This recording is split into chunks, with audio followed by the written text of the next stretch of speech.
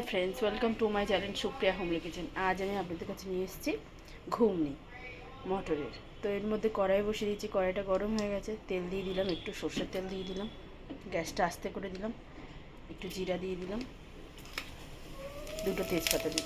তো জিরাটা হয়ে গেছে বন্ধুরা। এখানে আমি দুটো টমেটো আর একটা বড় পেঁয়াজ কেটে রেখেছি, দুটো ছোটো সাইজের টমেটো, এটা দিয়ে দেবো। পেঁয়াজটা দিয়ে দেবো,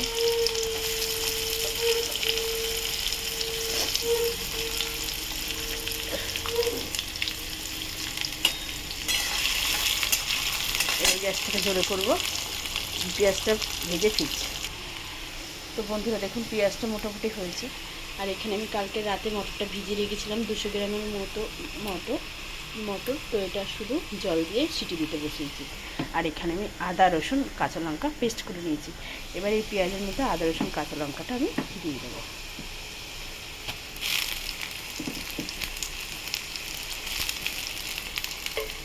দিয়ে ভালো করে এটাকে ভাজবো। ভেজে ফিরছি বন্ধুরা। তো দেখুন মশলাটা ভাজা ভাজা হয়েছে। তবে এর মধ্যে টমেটো কুচিগুলো দিই, এটাও ভালো করে ভেজে নিয়ে ফিরছি।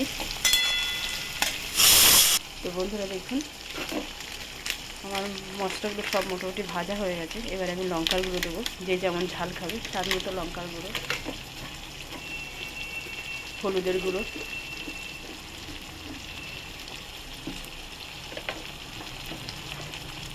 জিরার গুঁড়ো,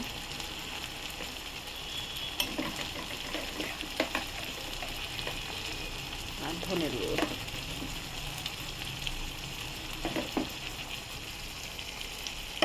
এগুলো দিয়ে এবার নাড়াচাড়া করবো ভালো করে। মশলার কাঁচা গন্ধ না ছাড়া পর্যন্ত নেড়ে যেতে হবে। সামান্য একটু জল দেবো, সামান্য জল দিয়ে দিলাম। মশলার কাঁচা গন্ধ না ছাড়া পর্যন্ত এটাকে ভালো করে নেড়ে যেতে হবে। নেড়ে ফিরছি। দেখুন বন্ধুরা এইভাবে আমার মশলাটা মোটামুটি গন্ধ চলে গেছে, আর কিছুক্ষণ এ করতে হবে।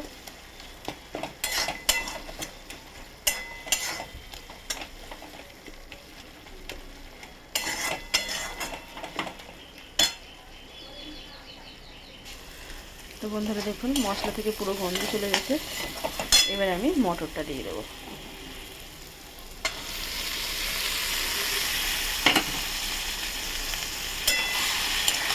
মটরটা দিয়ে দিলাম, একটু জল দিয়ে দেবো বন্ধুরা।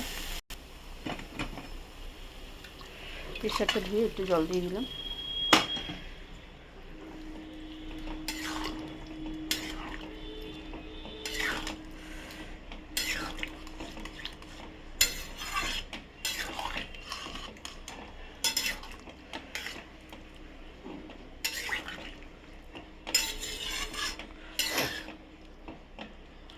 পরে ফিরছি। তো বন্ধুরা এবার আমি নুন চিনিটা দিয়ে দেবো।